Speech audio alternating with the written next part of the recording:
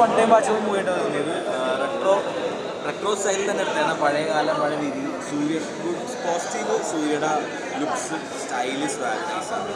ജയറാമേട്ടൻ്റെ comedy കൊള്ളാം, ജോജുവിൻ്റെ character നൈസായിരുന്നു. പടം പറയാൻ എനിക്ക് ഫീൽ ചെയ്തില്ല. പഴയ മൂവി ചോദിക്കും കണ്ണൂർക്ക് ചോദിക്കുമ്പോൾ മച്ച് ബെറ്ററാണ്. സൂര്യ ഫാൻസീസ് ഒരു വൺ ടൈം വാച്ച് ചെയ്യണം. നമുക്കിപ്പോൾ കണ്ടാൽ മനസ്സിലാവും, എല്ലാവരും പടം ചിരിച്ചുകൊണ്ടാണ് കണ്ടിറങ്ങി വരുന്നത്. ഇതൊരു കോമഡി പടമല്ല, പക്ഷേ കണ്ട് കഴിയുമ്പോൾ ഒരു കോമഡി പടമായിട്ട് മാറും. അവർ സീരിയസ് ആയിട്ട് പറയാൻ ഉദ്ദേശിച്ച കാര്യങ്ങളെല്ലാം വളരെ കോമഡി ആയിപ്പോയി. ക്ലൈമാക്സ് ഡയറക്ടർക്ക് എന്തെടുക്കണം അല്ലെങ്കിൽ രാഷ്ട്രീയം എങ്ങനെ പറയണം എന്ന് കൺഫ്യൂഷൻ ആയെന്ന് എനിക്ക് ഡൗട്ടുണ്ട്. കാരണം എടുത്ത് വച്ച രീതിയെല്ലാം വളരെ ക്രിഞ്ചെന്ന് പറയാം. അതിൻ്റെ പീക്കാണ്. അതുവരെ ഡീസൻ്റ് ആയിരുന്നു മേക്കിംഗ് അല്ല, പക്ഷേ ക്ലൈമാക്സിലേക്ക് വരുമ്പോൾ പടം മൊത്തം കയ്യുന്നു പോയി.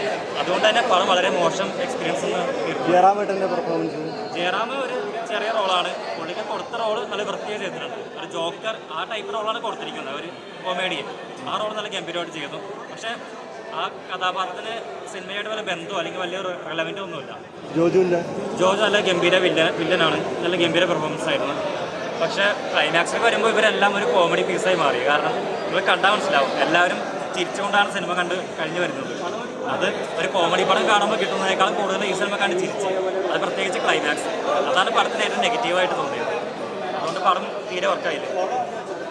ഫോഴ്സ്ഫുള്ളായിട്ടൊരു ചിന്തകൾ കൊണ്ടാണ് ഇങ്ങനെ സംഭവിക്കുന്നത്. കാരണം നല്ലൊരു ക്യാൻസർ പടം ആവേണ്ടതായിരുന്നു. ജോജു നല്ല അടിപൊളിയായിട്ട് ചെയ്തിട്ടുണ്ട്. ജയറാം ശരിക്കും ഞെട്ടിച്ചു എന്ന് വെച്ചാൽ ആ ക്യാരക്ടർ എന്ത് വേണം അത് ചെയ്തിട്ടുണ്ട്. പക്ഷേ ക്ലൈമാക്സിലേക്ക് വന്നപ്പോൾ, അവസാനമായിട്ട് വന്നപ്പോൾ ഇതെങ്ങനെ അവസാനിപ്പിക്കണം എന്നൊരു ധാരണയിലാണ് ഡയറക്ടറുകാർക്ക് കഷ്ടപ്പെട്ട് തട്ടിക്കൂട്ടി ചെയ്ത പോലെ തോന്നിയത്. അവസാനമൊക്കെ ശരിക്കും കോമഡിയായിരുന്നു. രാഷ്ട്രീയം പറയാൻ നോക്കി, പക്ഷേ പാളിപ്പോയിട്ടുണ്ട്. ഓവറോൾ നോക്കുകയാണെങ്കിൽ ഒരു ബിലോ ആവറേജ് എക്സ്പീരിയൻസാണ് സിനിമ എനിക്ക് തന്നിട്ടുള്ളത്. സൂര്യ ഫാൻസിനെ വന്ന് കാണാനുള്ളത് എന്തായാലും സിനിമയിലുണ്ട്. അദ്ദേഹത്തിൻ്റെ ലുക്കും ആക്ടിങ്ങും അത്യാവശ്യം ഡീസൻ്റായിരുന്നു. മൊത്തത്തിൽ അങ്ങനത്തെ എക്സ്പീരിയൻസ് നമ്മൾ കൊണ്ടു നടക്കുന്ന ആളാണ്. അതൊക്കെ അദ്ദേഹം പോയി തമിഴ് ഇൻഡസ്ട്രിയിലൊക്കെ പോയി പാനിൻ്റെ സിനിമയിൽ അഭിനയിച്ച് നോക്കിക്കൊണ്ടിരുന്ന നടന്നാവില്ല.